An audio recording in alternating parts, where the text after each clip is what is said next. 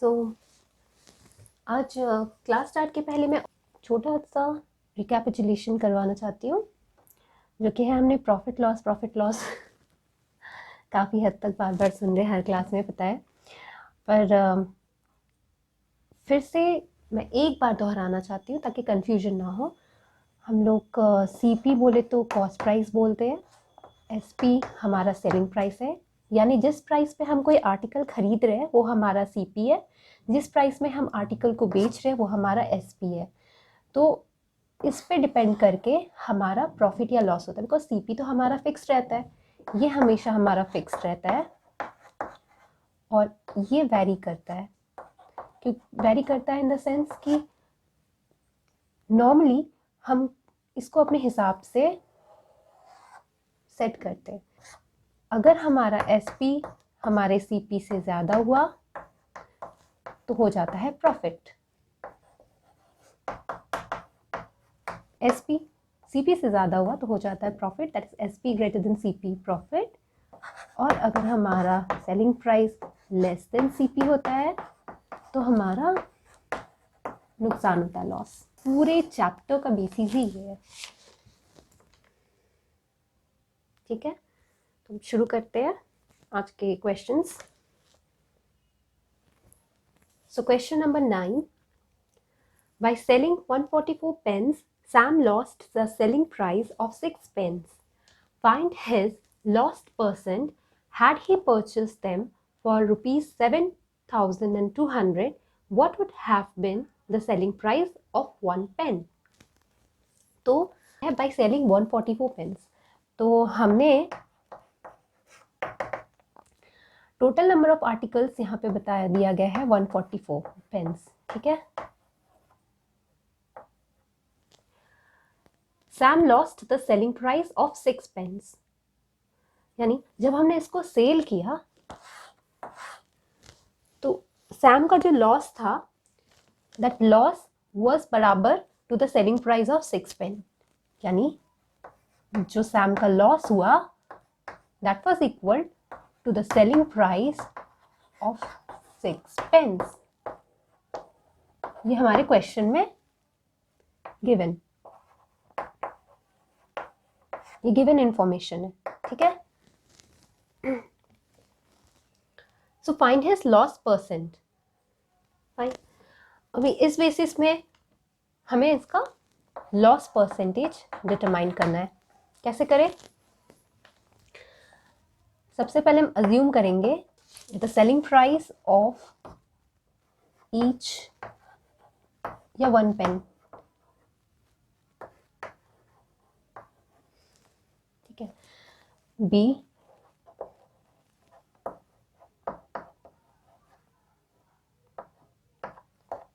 Piece X, ठीक है। हमारा लॉस है 6X, ठीक है। यूनिट हम डाल भी सकते हैं रुपीज 6X।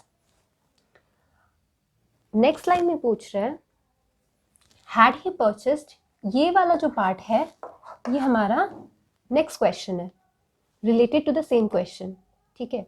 तो सब पार्ट में बाद में जाएंगे, पहले हम इसको सॉल्व करते हैं। इसके लिए क्या करना है, अभी हमें लॉस परसेंट के लिए, हमें तो लॉस परसेंट कैलकुलेट करने के लिए लॉस बाई CP इंटू 100 चाहिए, यानी कि हमारे पास अभी लॉस है, लॉस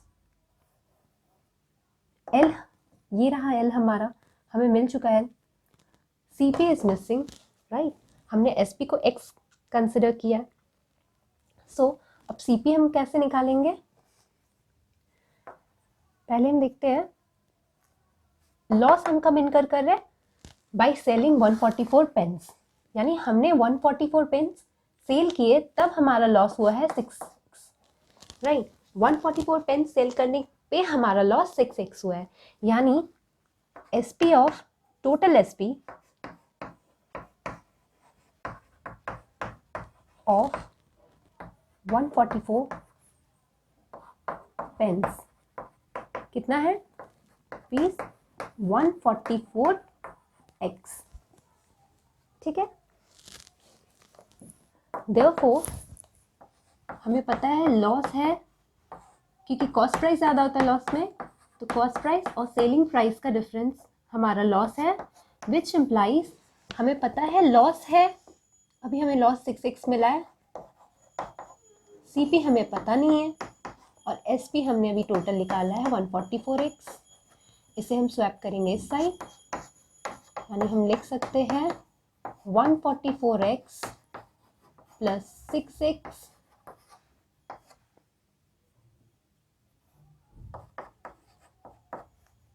रुपी का सिंबल,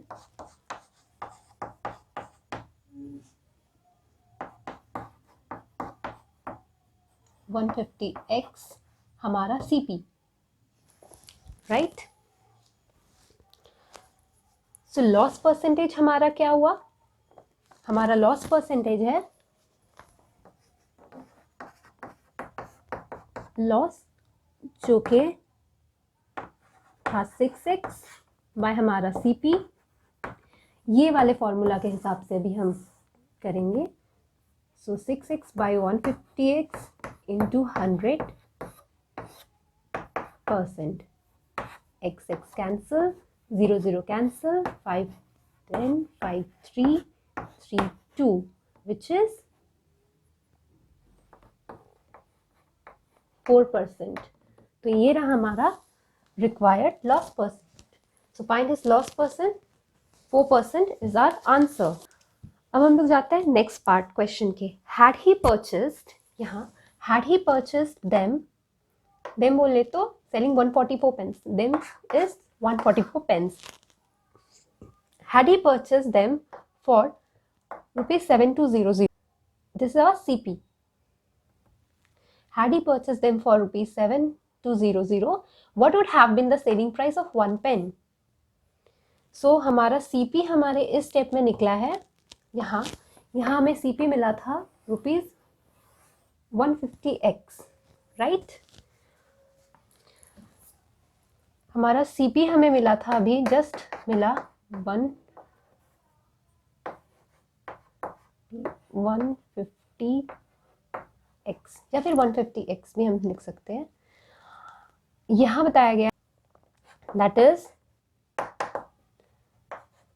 7200 और 50x, इसे हम सॉल्व करेंगे। सो ये हमारा आता है 48 रुपीज़। सो हमारा x का वैल्यू है 48, राइट।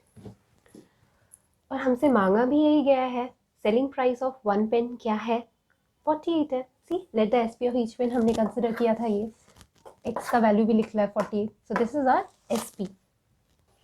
हम लोग अब चलते हैं नेक्स्ट क्वेश्चन की तरफ। सो हमारा नेक्स्ट क्वेश्चन, क्वेश्चन नंबर 10 है, a shopkeeper bot locks at the rate of 8 locks for ₹34 and sold them at the rate of 12 locks for ₹57. Calculate number 1 his gain percent and number 2 the number of locks he should sell to earn a profit of ₹45.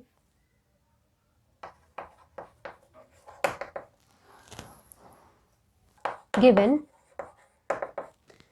a shopkeeper bought locks at the rate of 8 locks for rupees, no, that is number of articles हमारा है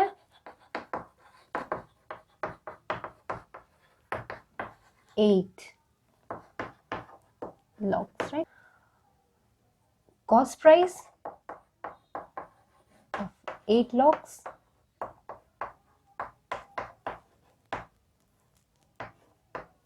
$34, right? And sold them at the rate of 12 locks. 8 article उसने खरीदा है 34 रुपए में, right. उसको बेचा है वो 12 लॉक के रेट पे, मतलब 8 लॉक का अगर रेट है 34, इट मीन्स 1 लॉक का, अगर 8 लॉक का रेट है 34 रुपए, राइट, तो फिर 1 लॉक का रेट कितना होगा 34/8 रुपीज, है ना। तो फिर 12 लॉक्स का कितना होगा रेट, 34/8 इंटू 12, है ना, ठीक है। लेकिन उसने बेचा है 57 पे। SP ऑफ 12 लॉक्स हमें पता है 57, ठीक है। मगर उसने बेचे तो 8 लॉक्स है ना, 12 लॉक्स उसने नहीं बेचे हैं। SP ऑफ 8 लॉक्स कितना हुआ,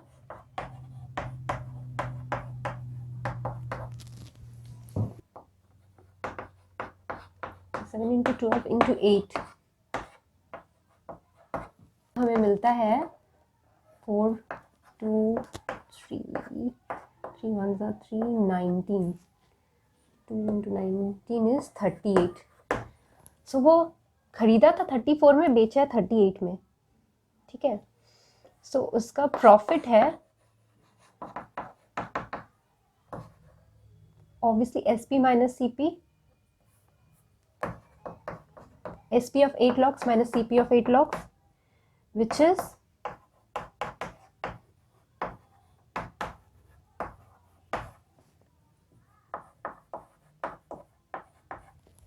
ठीक है। सो हमें मांगा गया उसका गेन परसेंटेज, ठीक है। ऑब्वियस सी बात है, profit percentage will be profit by CP into 100, ठीक है। तो ये हम सॉल्व करेंगे।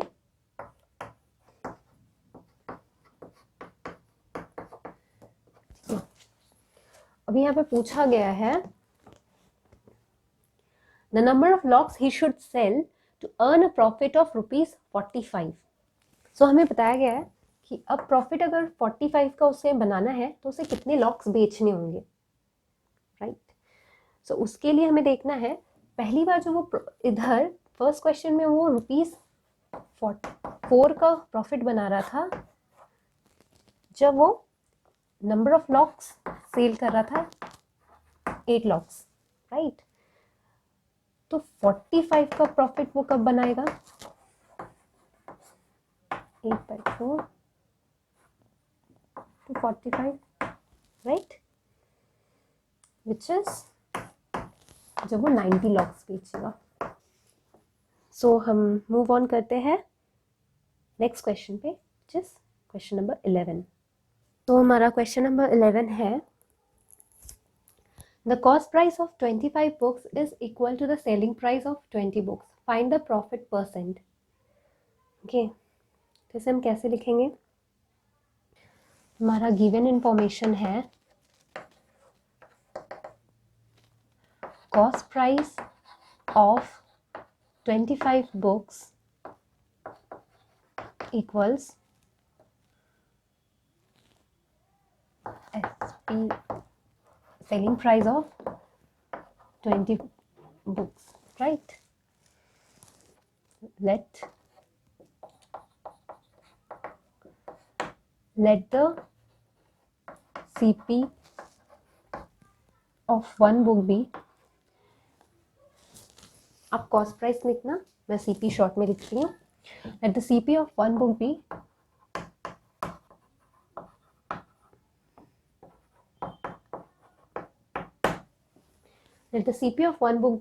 rupees X, which is equal to the SP of 20 books,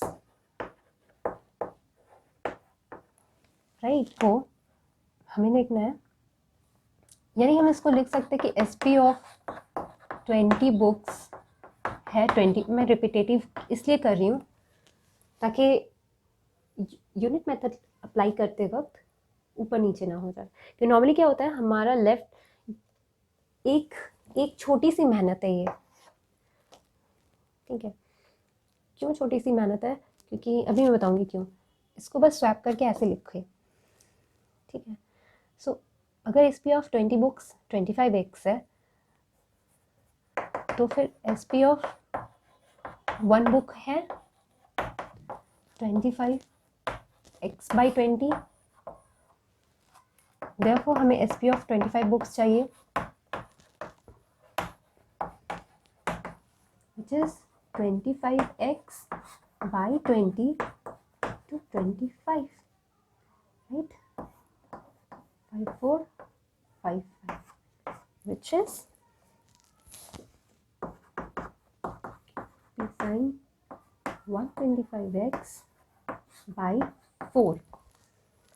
ठीक है, क्यों मैं बोल रही थी, क्योंकि क्या हो जाता अक्सर अगर हम इस लाइन से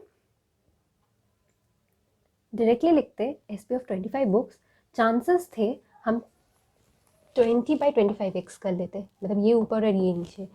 जल्दी में नॉर्मली एग्जामिनेशन हॉल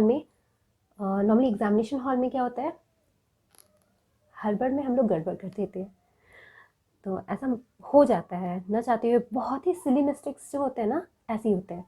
तो ये छोटी सी मेहनत थी जो हमें करनी थी। ये क्या ना, टाइम सेव करता है हमारा, और कुछ नहीं। क्योंकि हमें पता है एसपी ऑफ 25 बुक्स लिखने हैं, स्टेटमेंट ऐसा होगा, SP of 25 books equal to something. So हम उसी तरीके से हम उस क्वेश्चन उसी तरीके से हम उस स्टेटमेंट को लिखेंगे ना, SP of 20 books equal to 25x। तो हमें आसानी भी होगी कि ठीक है चलो, एसपी ऑफ 20 बुक्स हमारा 25x है, तो फिर एक्सपी ऑफ 1 बुक कितना होगा और फिर एसपी ऑफ 25 बुक्स कितना होगा। तो इस तरह से अगर लिखेंगे ना, तो हमारे इतने सिली मिस्टेक्स होने के चांसेस है ना, बहुत कम होंगे। और मैथ्स में थोड़ी सी, मतलब इतनी थोड़ी सी सिली मिस्टेक की वजह से ना एंटायर सम गड़बड़ हो जाता है। इतना आसान सा चैप्टर, इतनी आसान सा सम है, मतलब वो एक छोटा सा जो होता है ना, लाइक एग्जामिनेशन हमें टेंशन में मतलब हम लोग को कुछ जाना हुआ चीज़ होता है, हमें पता होता है ऑलरेडी, और हम वो गड़बड़ कर बैठते हैं। तो इसलिए मैं बोलती हूँ कि ठीक है, हो सकता है कि कभी कभी ये हो सकता है कि आप पहले से बहुत अच्छे से इसके बाद ही आप ऐसे स्टेटमेंट लिख चुके हो कि S P of 20 books equal to 25x। पर मान लो अगर आपने मेरे जैसे इस तरह से लिख लिया है, समहाउ लिखते लिखते कि 25 ऐसे होना चाहिए था इस साइड, आपने इस तरह आप लिखे हो गिवन कंडीशन से लिखते वक्त, तो इन दैट केस आप ऐसे लिख लो, वापस थोड़ा स्वैप करके। एक लाइन का मेहनत है। अगर दिमाग बहुत शांत रह रहा है मैथ्स एग्जाम में तो वेल एंड गुड, तब तो आप यहाँ से यहाँ डायरेक्टली लिख सकते हो, इस लाइन की लिखने की ज़रूरत ही नहीं है। बट जस्ट इन केस अगर ऐसा हो जाए जिसमें आपको पता है कि S P of 25 books left, S P वाला पार्ट लेफ्ट होएगा, राइट में हमेशा निकालने वाली चीज़ें होती है कि जो हम फाइंड आउट कर रहे हैं, तो आप ऐसा कर लें। दोबारा जब हम पेपर फिनिश करने के बाद रिवाइज करते हैं एग्जामिनेशन हॉल में कि हाँ हमने सही सही करा है कि नहीं, तो उस वक्त भी टाइम की बचत अगर रिवाइज ना कर पाए तो well and good, like time से भले आप शॉर्ट आपकी गड़बड़ी यहाँ पे नहीं होगी, वरना आप ढूंढते रह जाओगे या मैंने गड़बड़ कहाँ पे कर दी। ये इतना सिंपल है ना।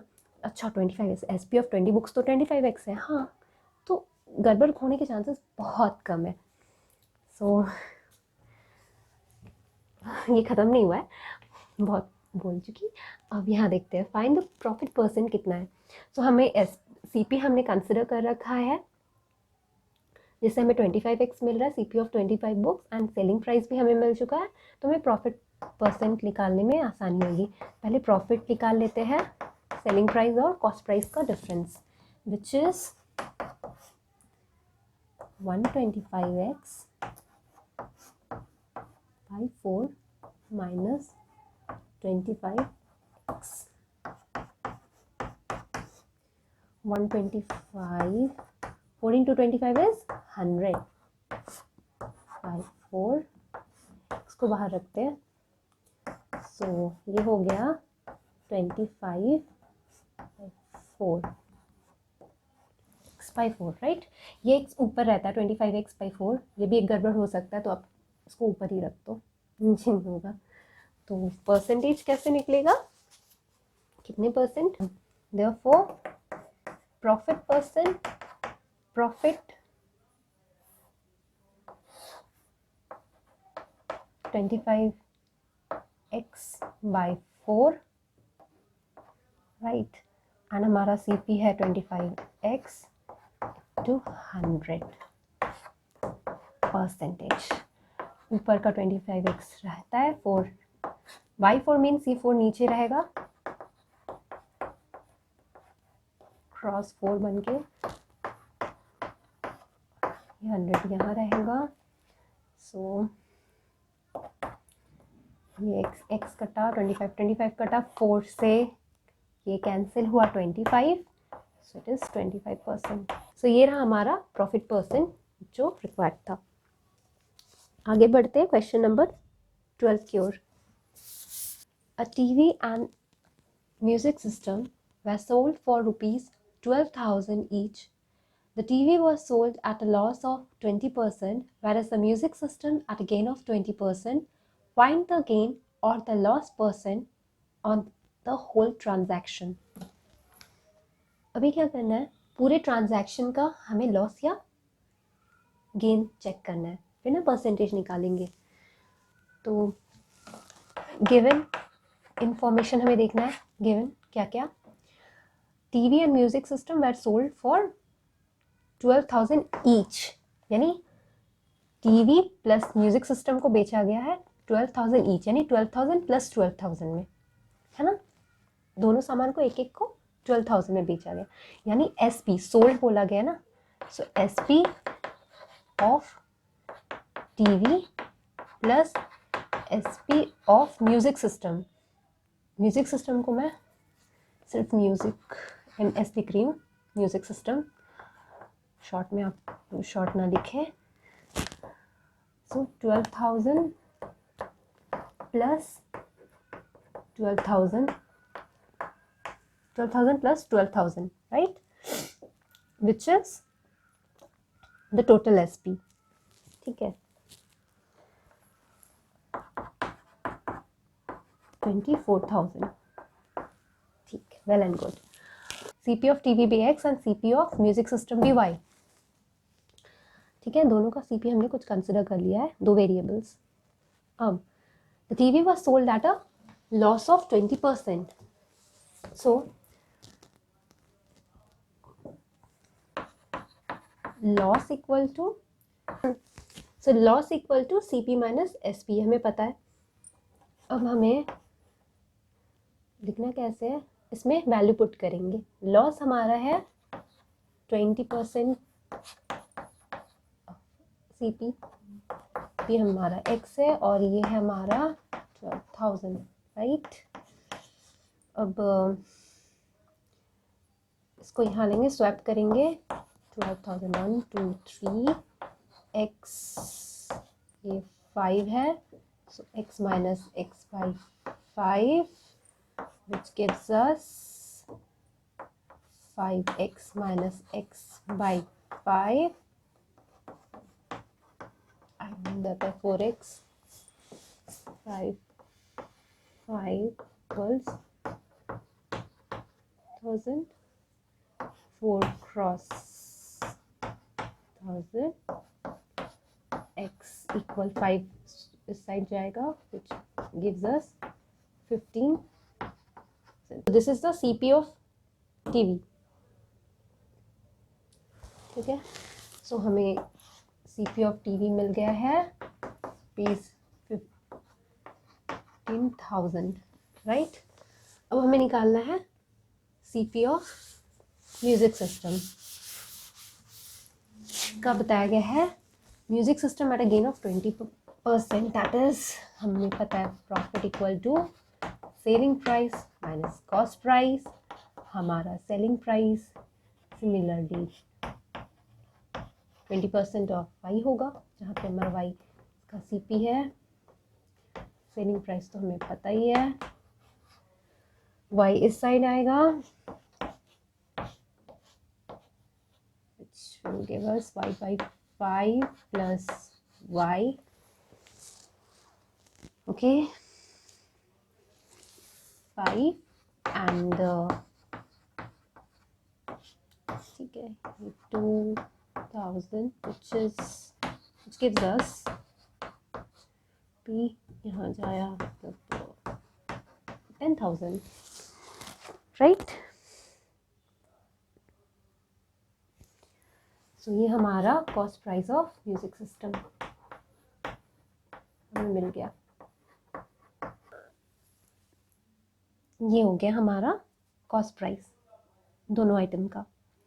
अब हमें फाइंड द गेन और लॉस परसेंटेज, उसके लिए हमें टोटल CP देखना होगा ना। देखो the total CP is total CP क्या है हमारा दोनों आइटम का 25,000। यहाँ हमारा एसपी लेस देन सीपी है ना। दिस जो हमारा एसपी था वो लेस देन 25,000 है, so obviously loss incurred implies loss incurred since, so loss incurred, loss percentage हमें निकालना है, that is loss will be इन दोनों का difference is 1,000, right, and then your CP 1 2 3 and then your percentage, so ये 3 गया, ये 3 गया, so will give you 4, which is 4% का loss. So this is what is required in the question. So let us move to question number 13. So question 13 is Aarti sold her watch at 10% loss. If she had sold it for rupees 45 more, she would have made 5% profit. Find the selling price of the watch. So हमें given data लिखने होंगे सबसे पहले.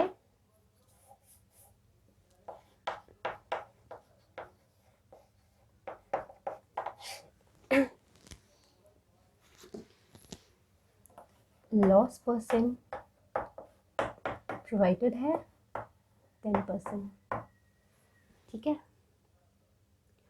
At the SP selling price, let the selling price of the watch be rupees X. Okay, so X से अगर उसने 45 मोर किया होता, ये न्यू सेलिंग प्राइस होता, तो उसने प्रॉफिट परसेंटेज तब होता 5%, राइट. अगर उसका new SP would have been और this, then profit would have been 5%, right. Loss उसका हो रहा है 10% of CP is the loss, right. हमें पता है लॉस है CP minus SP, that is cost price minus cost price और सेलिंग प्राइस का डिफरेंस लॉस है, और हमें लॉस ऑलरेडी परसेंटेज में 10% ऑफ सीपी दिया हुआ है, राइट. तो बेसिकली इसको हम लिख सकते हैं ना, अगर ये इधर आ जाए तो सीपी माइनस 10% ऑफ सीपी, ये हम लिख सकते हैं. हमने एसपी तो एक्स रखा है और सीपी, इसको अगर अपन सॉल्व करेंगे तो समवॉट ऑफ सीपी ये है, which is nothing but 90/100, that is 9/10 of CP.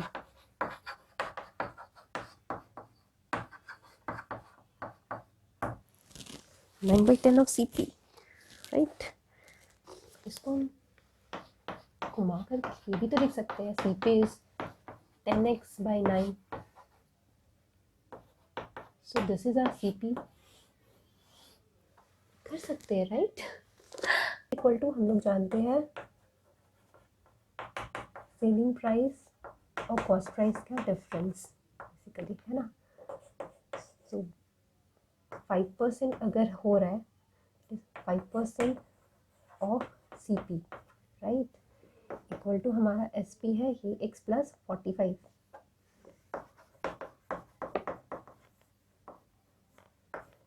Minus CP which is, अगर देखा जाए तो 500 प्लस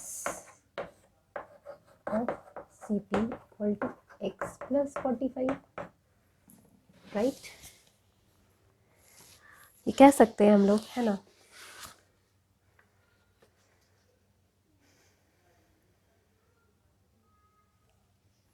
राइट, कह सकते हैं. अभी यहाँ पे हम लोग 105/100 ऑफ मीन्स हमारा CP निकला था 10x/9। यहाँ वो वैल्यू डाल देते हैं equal x + 45।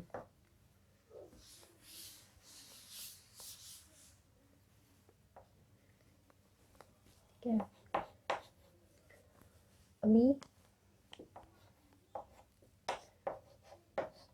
21 3 7 that is 7x/6 x + 45।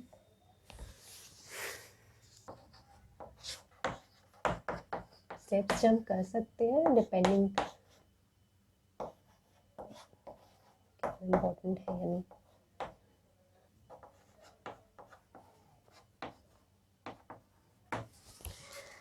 सो ये हमारा SP निकल गया। एक्स को हमने कंसिडर किया था ना, SP निकल गया 270। That's it. अब चलते हैं क्वेश्चन नंबर 14 की ओर।